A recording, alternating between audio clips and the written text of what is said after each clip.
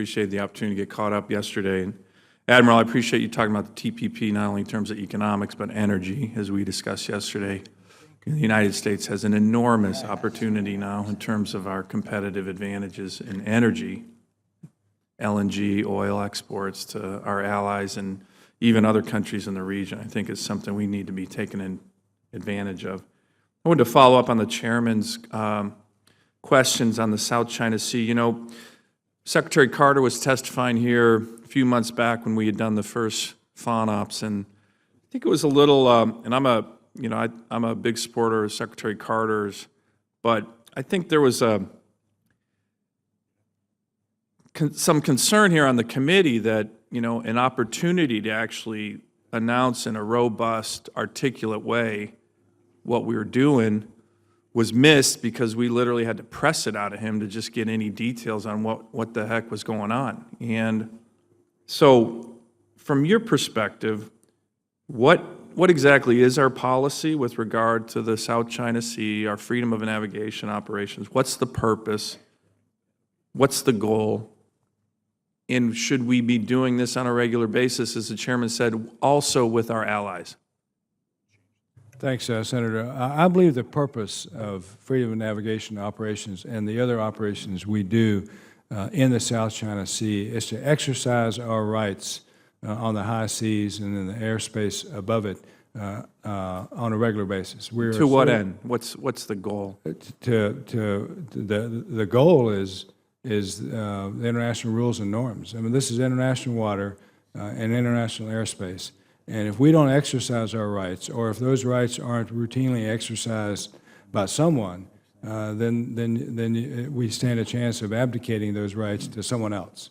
And so the regular exercise of freedom of navigation, in my opinion, is critical. It's important, and it's something that we must continue to do. And do we have allies who are interested in doing that with us for the same reasons, and are we looking to coordinate with them in terms of future FONOP operations? We have allies, friends, and partners, Senator, that are very supportive of our freedom of navigation operations, and there are some of those that are willing to consider doing them with us, but there are others that are unable to, either because of their own military capability or lack thereof, or of their internal politics, I guess, and of their relationship with China. Do you think that would be helpful to have additional allies, whether they're from the region or maybe some of our NATO partners? It would be helpful, and I've encouraged other countries to conduct operations in the South China Sea, because at the end of the day, South China Sea is international waters, in my view.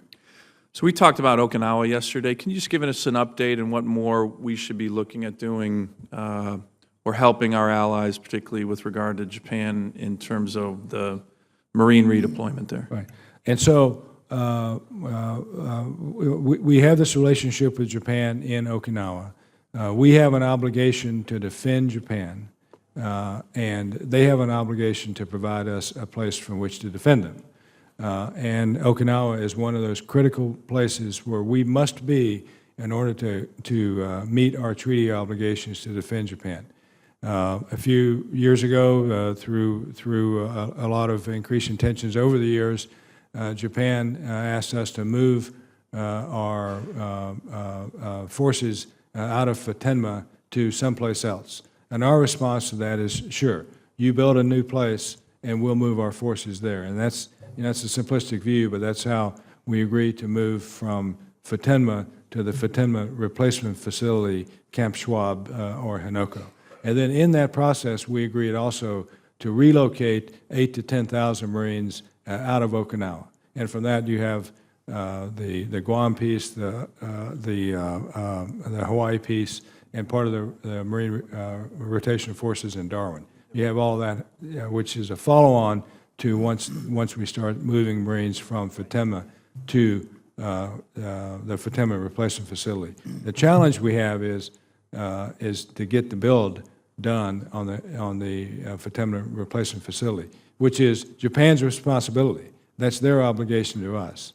Right now, it's slowed. It's about 2 years, a little over 2 years late. It was going to be done by 2023, and now we're looking at 2025 before that's done. And then that's when the big movement of Marines from Okinawa to Guam and Hawaii would take place in the 2020s. So I believe we have to continue to fly and operate out of Futenma and continue to work with the Japanese as they start to build the replacement facility at Hanoko, Camp Schwab. Thank you. Thank you, Mr. Chairman. Senator Hirono.